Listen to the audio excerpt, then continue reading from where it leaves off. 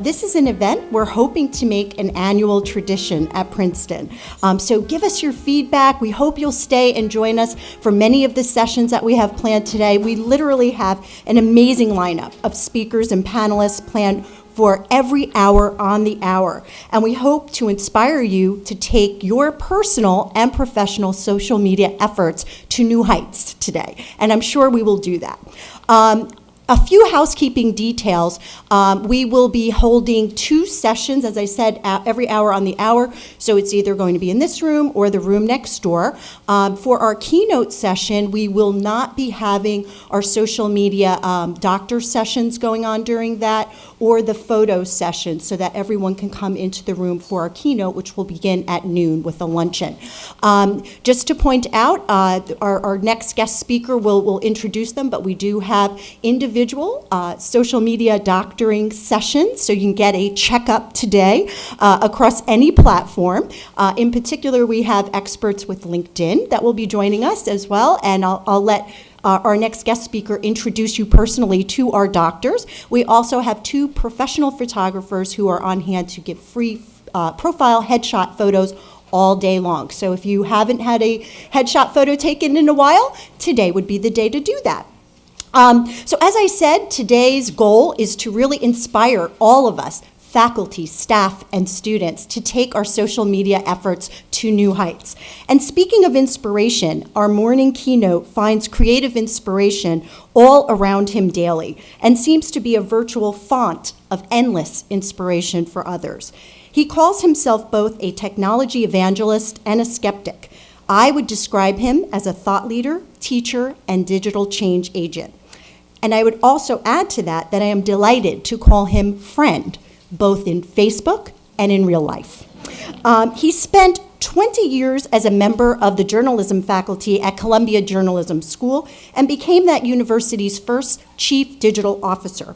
He is currently the first chief digital officer at the Metropolitan Museum of Art, where he runs a 70-person startup inside a 145-year-old organization, driving a cutting-edge digital strategy and engaging audiences worldwide. This year, he was named to Fast Company's list of the 100 most creative people in the business. Honestly, he's earned so much recognition and so many awards, we would be here all day if I listed them all. I want to mention also that he was the inspiration for today's event, and for that, I owe him a huge debt of gratitude. We are so fortunate to have Srinivasan with us today. Again, he will share with you all the ways that he is bringing a digital focus to the Metropolitan Museum of Art in ways that he can share with you lessons and advice to help anyone in any industry connect in better ways with stakeholders and audiences. Please join me in welcoming Srinivasan.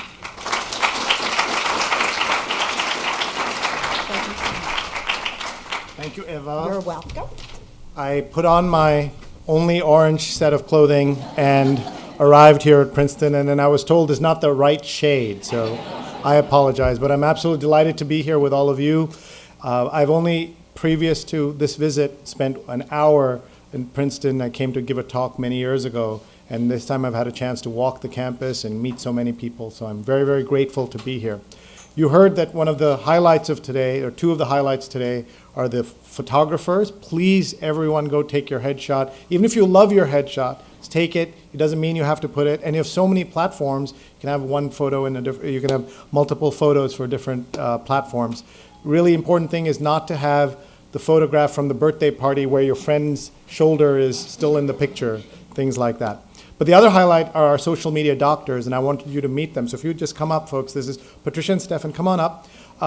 This is something that we invented at Social Media Weekend, which is an event we do every June, and I hope you'll all join us when we do this next year at City University of New York. And the doctors are folks who will sit down with you and give you a social media checkup, and will give you feedback on your use of social media, and you can ask them questions. The fact is that everything's changing so much, we can all learn from each other. And so I'm going to have each of them introduce themselves and give you their Twitter handles so that you can follow them. And we really want to thank them for giving us their time today and being here. So Patricia Kitchen, go ahead. Yeah, hi everyone. I'm Patricia Kitchen, And if you just put an @ sign in front of that, that's my Twitter handle, @Patricia Kitchen, and it's kitchen just like the room. So I'm also a reporter with Newsday, and been kind of a shrewd follower for quite a while. I love helping people with LinkedIn and also people who are a little bit confused and a little bit behind, because I feel that way about myself. Look forward to meeting some of you out at our little mini hospital. Thanks, Patricia. Stephanie. Hi, I'm Stephen Kaplan. I'm a social media visual consultant, and it's a pleasure to be here because there's just so many things, like Sri said, we're always learning from each other. Nobody's on top of the game all the time anymore with social media, and there's tips to be had everywhere. In fact, somebody just stopped me outside for a brief so it happens. But my forte or my strengths are visuals. I come from a background of 20 years in photo editing at the New York Times. I turned myself into a social media consultant, and now I work for Life Reimagined. And my main thing is to be here to help you, everybody here, and figure out the little things that are going to put you right on track, whether it's Twitter or LinkedIn, and get more of your information out there in the proper way. Because there's so much that can be done with the little adjustments in a few minutes that will really change things for you. So please stop by, and I look forward to giving out any tips and help that I can. And he's at SAK Photos. At SAK Photos. My That's Kaplan. S Kaplan Photos. I'm sorry. S-K-P-L-A-N photos. S Kaplan Photos. Sorry. Please do follow them, and please stop by and say hello. And thank you very much for giving us your time. Thank you. So as we were planning the day, Eva was very kind to ask me to share what we are doing with social as well as other media at the Met. You heard that we described my work as working inside a 145-year-old startup. I know Princeton's older than that. But what we are trying to do is to be able to connect the physical and the digital, the in-person and the online. And how can we do that in better and smarter ways? Throughout the day, it'd be great if you hear anything that's useful, interesting, or something you want to tell people about, that you'd use the #PU Social Day hashtag so that people have it, and we can also track the conversation and see how we do. I have slides that I've brought that you can take a look at. bit.ly/Sri Princeton is the slides for this particular presentation. And I want to recommend that if you have time to join our closed Facebook group, which you can find on the screen. Hold on, sorry, one second. Let's see here. Yeah, can you just switch that up?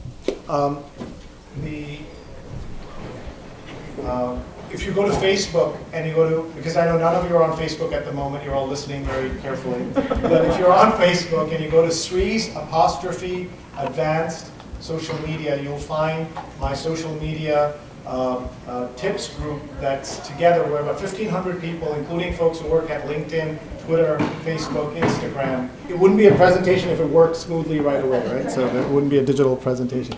So if you go to Facebook and find Sri's _advanced social media, you'll find this group of people who can help you and be part of this community of folks from around the world who share social media tips, stories, ideas. And anytime you have a question, there's someone awake somewhere in the world who can answer your question. So please do take a look. And you have the slides for the show, for the presentation from bit.ly/Sri slides. You also have my contact information on the screen. I'm at Sri on Twitter and at SriNet on Instagram. Whenever I speak, I start by saying the importance of ABC. Always be charging your phone, right? I hope you're all charging your phone. Second is to always be connecting. And this is a really important lesson on social media, that let's connect with people when we don't need them so that they're there when we need them. So for example, I'm going to call out my friend Gianni here. Gianni, please raise your hand. You're going to hear him on a panel later today. And his Twitter handle is @Riotta, RIOTTA, an incredible journalist on Twitter. Please follow him. You don't need him for anything now, but follow him, see how he does his work. He also joined Instagram, I think by accident last night. And he has not posted any Instagrams yet, but find him on Instagram. Is Gianni, Gianni, Riotta, one word. Follow him on Instagram, connect with him there, and let's shame him into putting more stuff on Instagram after this.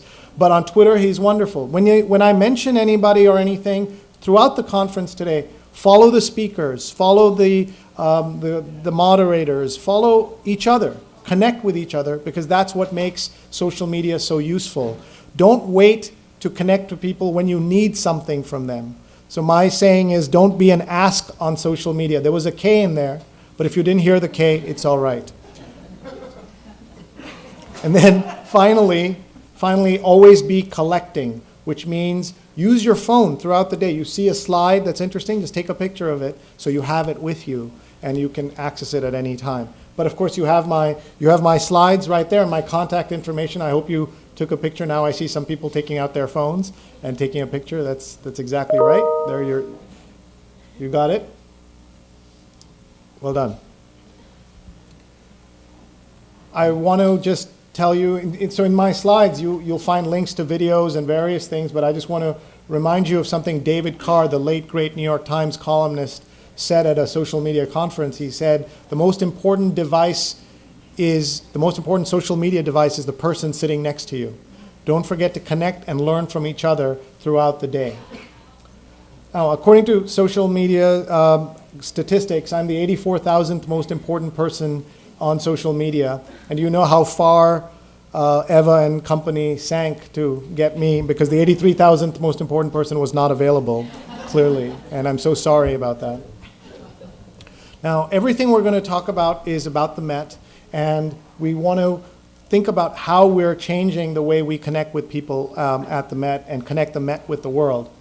Why I love showing this picture is a couple of things. What you're looking at is our new plaza. If you haven't seen the Met in a terrible mess, because before we made the plaza, it wasn't a mess for 5 years, it means you haven't been to the Met in 5 years. And I hope you will fix that and come see it. But the other reason I show you this picture, because it connects directly to what you do at Princeton, what you do at Princeton Career Services, Communications, all the teams that are involved in today's session, and that is that expertise counts. That's what I learned from this picture. This photo is taken from across the street by one of our 15 full-time photographers at the Met. And she, Eileen Travell is her name. She's amazing on Instagram. You should follow her, Eileen Travell. And this photo is taken from an iPhone 5S. And why it shows expertise matters is because if I took this photograph, it would look terrible. But because she took it with an iPhone and she's so well trained, it looks great. When I was at Columbia, I used to run career services, run admissions at the journalism school, and people would say to me, how can you charge Ivy League prices for an industry that's dying?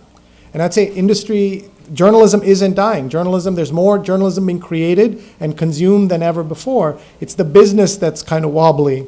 And what that means is, in a world where everybody's a photographer, the trained photographer stands taller. In a world where everybody's a writer, the trained writer stands taller. So what can we do to stand out, have expertise, get training? That's what's so great about institutions like Princeton and others that are able to do that. So I never forget the importance of expertise when I see this picture. At any point, if you have a question, please ask. I'm happy to answer, but we'll have a whole Q&A section at the end of this. Here's a daytime view. Here's a nighttime view of the Met. At the Met, we think about 4 spaces in our work.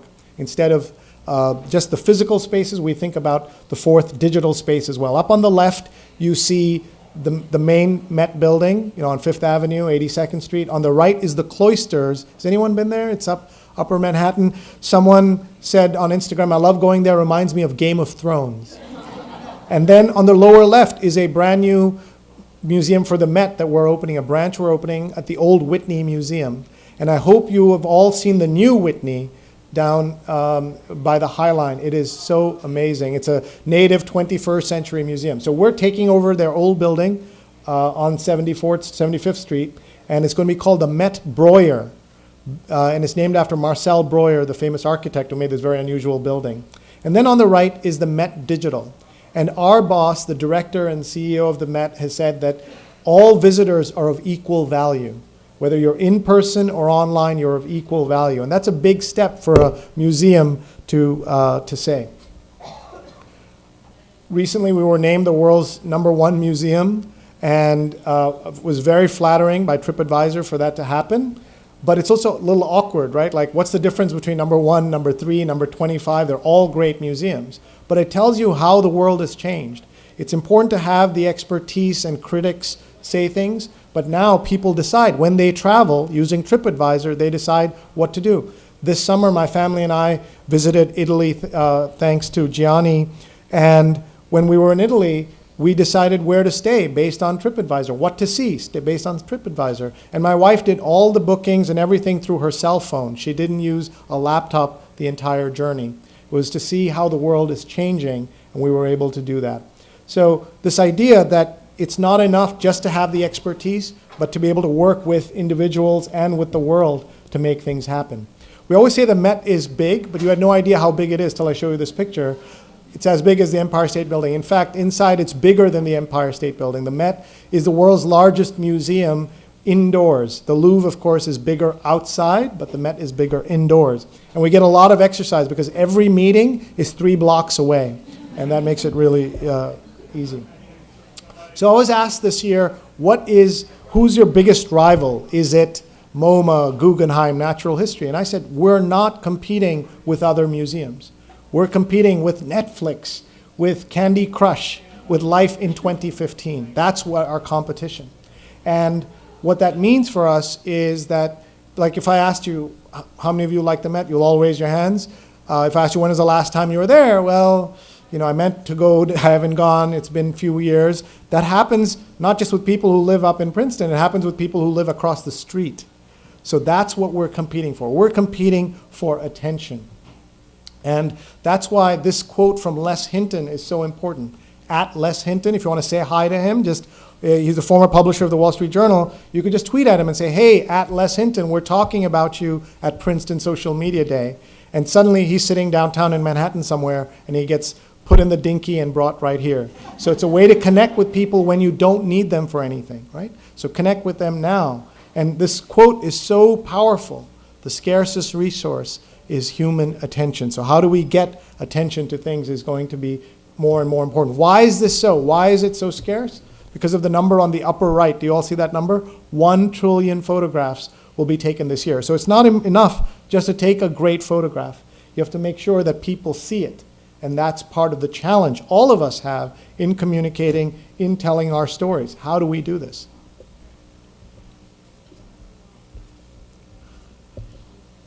Now, it isn't just in photography that there's a problem. When I was young, I wanted to be a millionaire. I just didn't know it would be in unread Gmail messages. The saddest number is not the million up there. The sadder number is the 1,000 underneath. Do you all see that? Why is it sadder? Because these are messages I started and didn't send. You can imagine how many opportunities I've missed, including princes from foreign lands offering me money to make me rich, and I lost all of that. When I retire, I will look through these lost opportunities and be crying. I'm a big fan of the slides made by a woman named Mary Meeker, and she does 197 slides in 30 minutes at this annual conference called the Code Conference. And you can find all her slides right on my presentation. So again, if you go to bit.ly/SriPrinceton, you just come on the screen and click on the link at the bottom, and it would take you to all her slides. And she puts together kind of the best state of the internet slides around. Every year she does this, and it's very, very useful. And here's what she shows you, that in 95, there were 335 million people on the internet. Today, there are 3 billion. In 95, there were 80 million people on phones. Today, there are almost 5.5 billion people on phones. The Met joined the internet and had a website in 1995. And you can imagine the questions that were being asked about how we do things, why we do things back then. We issued a press release in 1995 saying the Met has a website on the World Wide Web, and it said it was powered by Pentium, Intel processors and things like that. And it seemed so far away and so long ago. It was, but it was prescient for where we need to go. So here's how we used to track our objects at the Met. By the way, I just want to thank our colleagues at the Princeton Art Museum for an incredible morning. We got a tour this morning, a few of us, as part of the social media day today. And It was a very special place, and to get to see so much of the art without lots of crowds and things was very, very special. And at the Met, we used to track our objects through these written cards up on the left, and then we moved to these punch cards that you see at the bottom. Does everybody see those? That's how young people have probably never seen a punch card. That's how we used to communicate. And then we moved to a more sophisticated system over there. Now, in 1967, there was a meeting of the Met Curators. And point number one, the use of an IBM computer is being seriously considered by the catalog department. And Mr. Watson of IBM is leading this effort. Who's Mr. Watson? Thomas Watson is at that point, the president of the company and the son of the founder. He's chairman of the board of the Met, and he's having trouble getting people to use this little product. Look at point number two. Dr. Fisher doubts that a computer would be a time-saving device. I used to hide Dr. Fisher's name from these presentations because it was kind of not fair to dig up notes from 40 years ago. But then, look at him. He was so right. How much time are we spending on computers? So now I proudly tell you his name is Dr. Fisher. What we've done at the Met is taken our work and turned ourselves into a publishing house, into a media company. And this is what you see we do in a year. 500 blog posts, we do 100 videos, we send out 55 million emails, 3,000 tweets, etc. And that's what we're producing every year. At a major news organization, they might do this in a month or a week.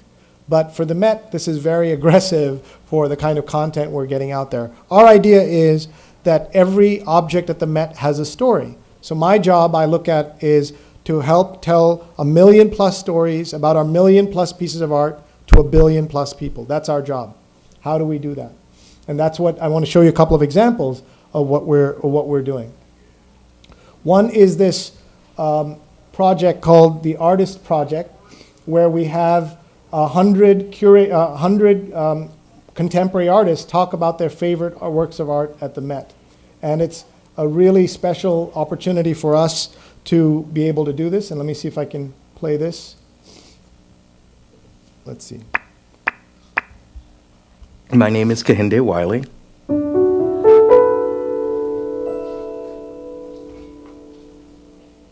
I make paintings, portraits primarily, of young African-American men and women. My work and Sargent's intersect with some of the problematics surrounding class. In his day, he was commissioned to make portraits by some of the most celebrated families in the world. I'm a young black man trying to deal with the ways in which colonialism and empire are all in these pictures, but they're fabulous. It's a guilty pleasure. The seduction is there. Sargent is probably one of the best painters I know because he's able to make it look so effortless. Look at that table, the masterstroke of the highlight. What's little known is that Sargent would make that masterstroke, and if it wasn't just quite right, he'd wipe it off. Let's not doubt that these are high-priced luxury goods for wealthy consumers. You look at these amazing sisters in the foreground, but what we also see in the background is a family portrait that points back to the history. And so it's about painting, convincing us about our undeniable place in the world. There's a power relationship here. You're standing in front of this gorgeous woman at this insanely large scale. Where would you be if you were in that room? You're on your knees. You get the idea of the project. And so the idea is, how do we tell these stories? And so doing these 2-minute videos is an example of this. We did another series called 82nd and 5th, where 100 curators talk for 2 minutes about their favorite works of art at the Met. And I'd love to get your feedback on these series as a way for us to tell our stories. One of the things we learned doing this is we used to release our videos 2 at a time for 50 weeks when we do 100 videos.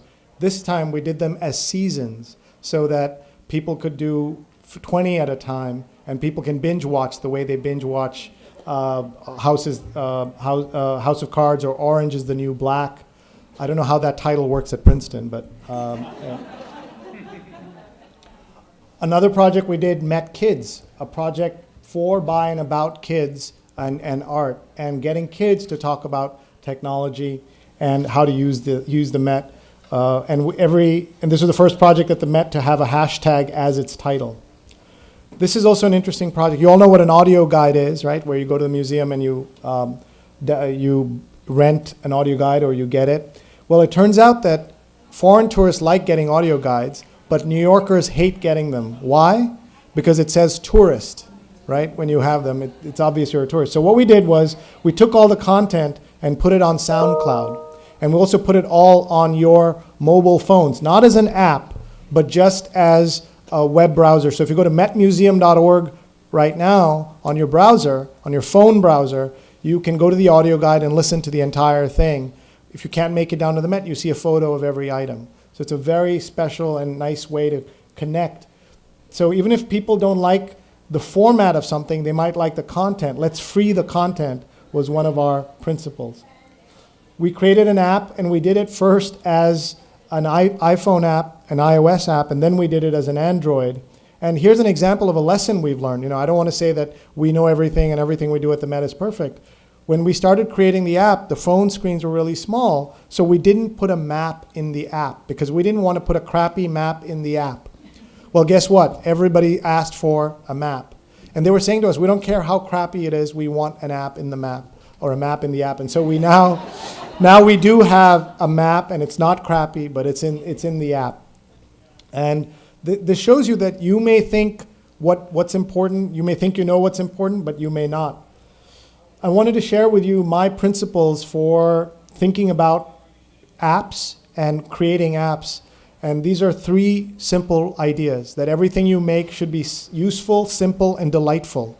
And to be fair, in large organizations, I'm sure not at Princeton or at the Met, but often when you create something, whatever the opposite of these 3 words is, right? Not so delightful, very complicated. So we want to keep it that way. And I want to give you a plug for 4 of my favorite apps. The one on the lower right is not the New York Times app. It's NYT Now. Is anyone using this? It's a free app from the New York Times that only has 30% of the New York Times, but it's the right 30%. And it links out to other stories from other publications, and it does a beautiful job. And when San Bernardino, Paris, all these things happen, the best place to go for reliable information is not even the New York Times, but the New York Times Now app, because they don't give you everything, give you just the right stuff, and update it in real time. It's beautifully done. Next, TripIt. Anyone here using TripIt? 1, 2, 3. I don't know how anyone travels without TripIt. It is, right? What do you think, Eric? We only got 150,000 miles this year. Yeah. It runs my life. Yeah, it runs his life. By the way, that's at Eric Stoller. Please follow him. He's going to be speaking later at ERICSTOLLER. And so it's a trip organizing app, not a trip booking app. Next is Moves, is an app that tracks your steps. It's a free app bought by Facebook for tens of millions of dollars. And then finally, Dark Sky. Any users of Dark Sky here? Again, Eric and a few people. Dark Sky is an app that does one thing. It'll tell you if it's going to rain where you're standing in the next hour. And it's so helpful, and I've recommended this all over the world. Only in 2 places did they show no interest. In Dubai, where it never rains, and in Seattle, where it always rains. They said, what's the point? But what's amazing about it is how simple it is and how good it looks. And for those of you creating apps, websites, anything like that, think about this idea that it should work, but it should also look really good while doing it.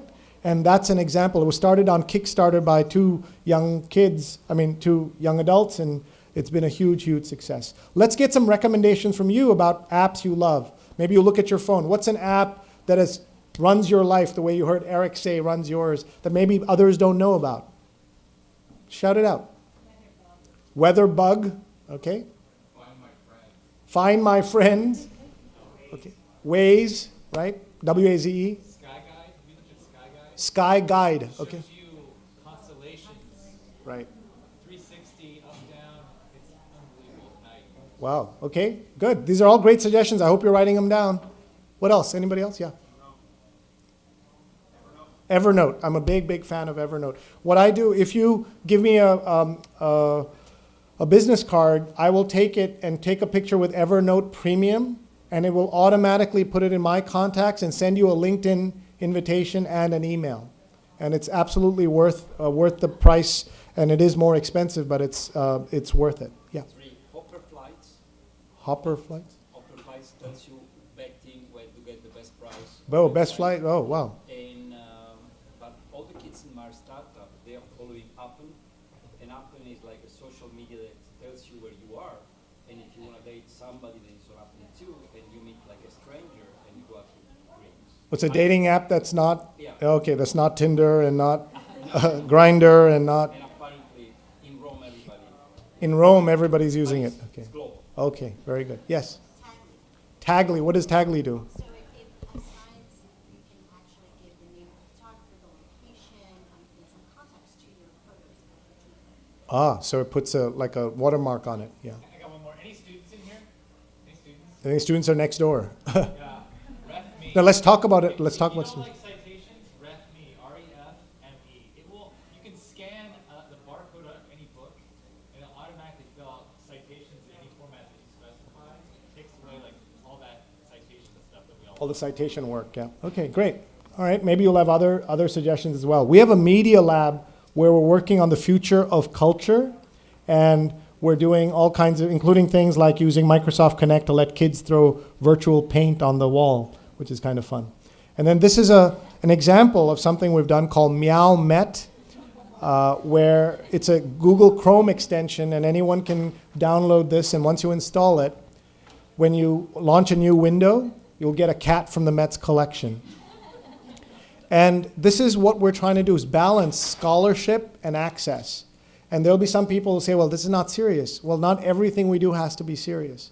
And every message we sent out doesn't have to be, come visit the Met, right? Because most of the time you're not going to visit the Met. How can we be relevant in your life without asking you to come, or when you're not coming to the Met? That's one of the ways we think about things at the Met. And so this was a great project done by one of our students in our media lab. Let's talk a little bit about social media. After all, it's Social Media Day. And these are the Met numbers roughly on the various platforms. We doubled our social media team to 2 people, and they've been producing content now for several years. And I want to just give a shout out to the 2 folks who run our social media accounts. They're at Taylor C. Newby and at Museum Mammy. Her name is Kim Drew, but at Museum Mammy is the only person I know with 5 M's in her Twitter handle. But please follow them on Twitter, on Instagram. They're both terrific, and they're great people to have in your corner when you're working on something or you need some advice, because they deal with these large accounts and are doing a really, really good job. So please say hi to them, or just tweet at them now and just say, hey, Taylor, hey, Kim, we're talking about you at Princeton Social Media Day. And be a good way to connect with them. We've also put at the end of this presentation, we have slides from both of them of our social media strategy. How do we do social media on each of the platforms? So if you go back to my presentation, bit.ly/3Princeton, you'll have the entire presentation with their slides also.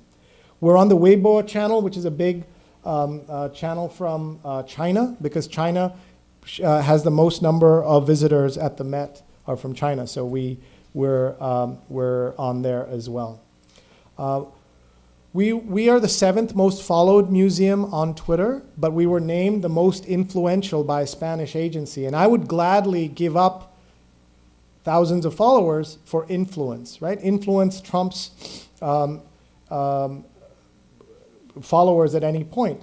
And what I'm showing you here is the rankings that they made, but I really want you to look at number 5, this woman named named Mar Dixon.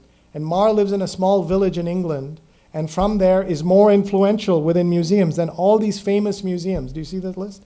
It's pretty incredible. How does she do it? She does it because she's relevant to the museum conversation. What are you doing to be relevant in your industry? I tell everybody, you need to be the Mar Dixon of your business. So just tweet at Mar Dixon and say, hey, we're talking about you at Princeton Social Media Day. And again, you kind of bring her from Shropshire, England, out here right away. And this was the study that they did at the museum, at the Spanish agency. And you can see we're a node in the conversation, and we all need to be nodes in the conversation that we're doing. Our director, Tom Campbell, is on Instagram, and people ask me all the time, how come he's on Instagram and not on Twitter? If you're Mr. Twitter, why isn't he on Twitter? Simple reason, less drama on Instagram, right? You're able to post, and what he posts, he does really well on this. And he's a well-known Renaissance tapestry guy. And I asked him, how come you're so good on Instagram? And he said, well, maybe it's because the tapestry was the Instagram of 1655 or whenever he was looking at. The other thing that's important here is he doesn't just post about himself and about the Met. In a recent 10-post block, 9 of the posts were about other museums. And we're like, hey, boss, talk about us. But it really matters because what he's doing is he's posting from a place of confidence, a place of generosity, a place of transparency, and those work beautifully on social media. When he goes and he says something great about the V&A, people love that and they want to follow him more. He was named one of the world's 23 best art Instagrams, and this is when he really was doing this all via iPhone 4S. He now has a 6, so watch out. He's going to do real damage. So please do follow him and give him feedback about what he's doing. Now, the Pope is somebody else who's terrific on social media, you know, the cool Pope. But he's really unfair what he's doing. Do you know about this? Where he's giving you time off. If you follow him, you're giving you time off from purgatory. Now, that's cheating, right? Like, how do we compete with that? What does Princeton offer? What does the Met offer? And I'm Hindu, but I'm following him because you never want to take a chance, right? You just no. And but they do really a good job on posting his stuff. And I thought I'd share with you some social media lessons from Roger Ebert. Do you all know who he is or was? This great film critic who joined Twitter at the age of 65. And he found a new voice. You may have heard that he had this terrible illness and he lost his throat, part of his throat. So he did really well on social media. So these are things I wrote after he died. Number 1 was to be interesting in real life.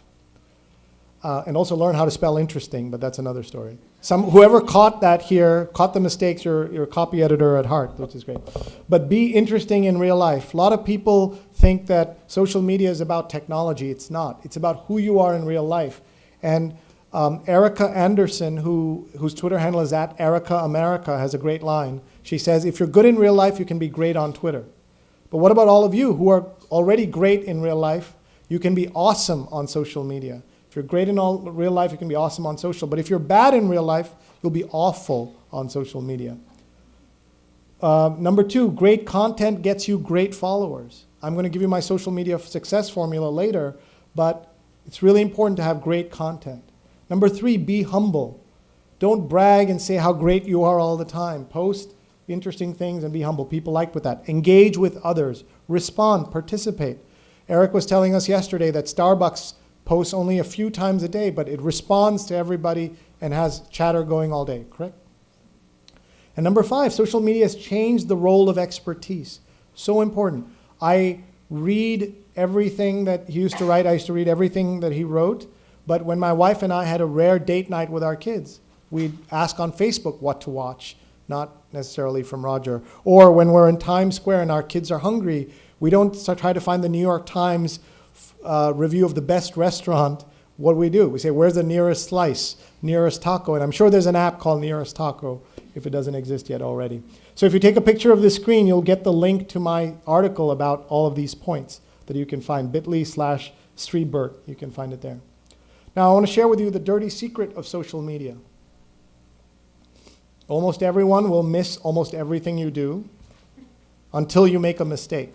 And one of the things that I find really irritating about social media is how everybody kind of starts just doing things that everybody else does. So do you remember the ice bucket challenge? And there were things like the rice bucket challenge, the ice cream bucket challenge. If you're ever in a meeting where your boss says we're going to create a viral campaign, don't go to that meeting because it's not going to happen. Unless you have a huge built-in audience like Time Magazine. I see Tom Weber there, who you'll meet this afternoon. Follow him. Say hi to him now. Tom's right there. Class of 89. T Weber. Class of 89, right? Okay.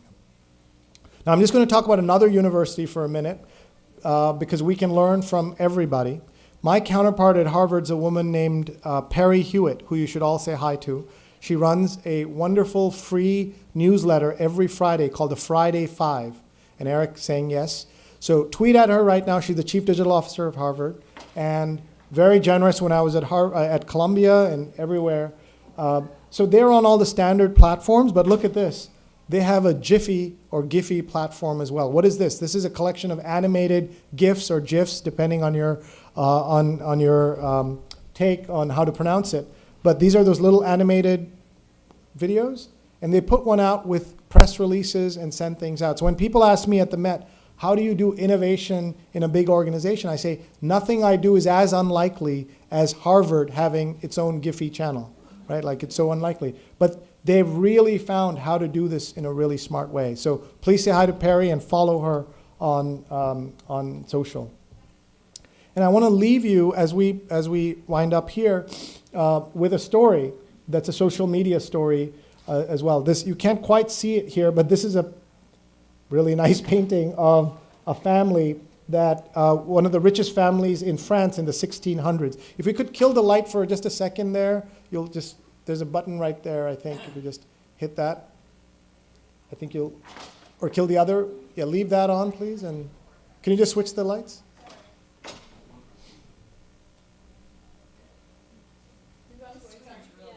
Oh yeah, there you go. Oh wow, so look at the difference.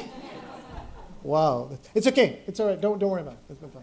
All right, so you can see the family here, right? This really rich family. In 1630, they get a picture taken by Charles Lebrun, who's a famous painter. And he did something unusual, by the way.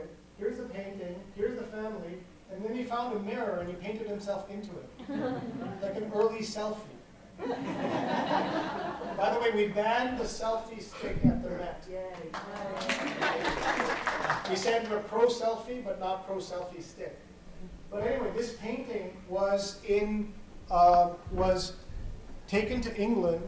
The top 1/3 of it was folded over like this, and then stuck in a frame for 250 years. The Met bought the painting and brought it over, and you can see the crease. Does everybody see that crease? And so what we started doing is blogging about it, posting about it, tweeting, Instagramming, live videos, all that stuff. And it was not done by our interns, done by two of our most senior, equivalent to faculty, professors, our curators of European painting and of painting conservation. And here, you're about to see Michael Gallagher using a 99-cent swab to clean the baby's toes.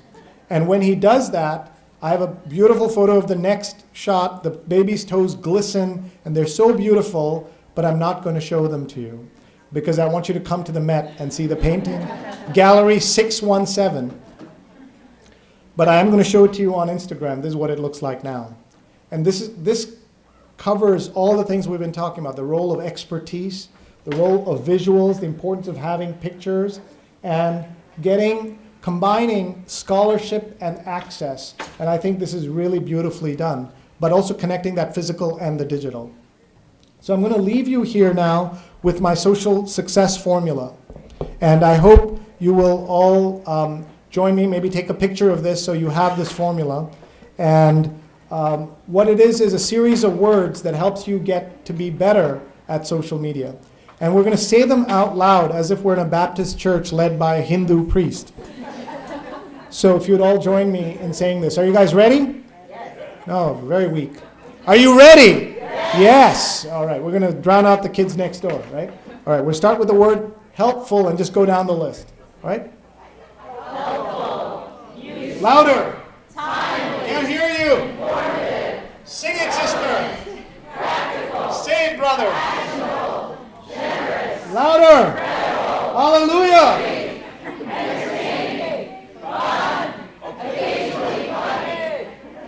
Amen. You've never been to a Hindu-led Baptist church before?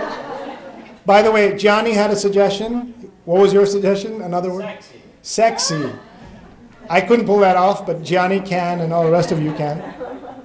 But the lesson here is all your posts don't have to be all of these things, but all your posts should be some of these things. And I hope you'll do that. I'm going to be here the rest of the day, and I'm going to be doing social media doctoring outside along with Stefan and Patricia. I'm so grateful that I got this chance to spend some time with you here. Thank you so much. And I did say at the beginning that the scarcest resource is human attention, and you gave me almost 45 minutes of your attention. That's an incredible gift. Thank you very much, everybody.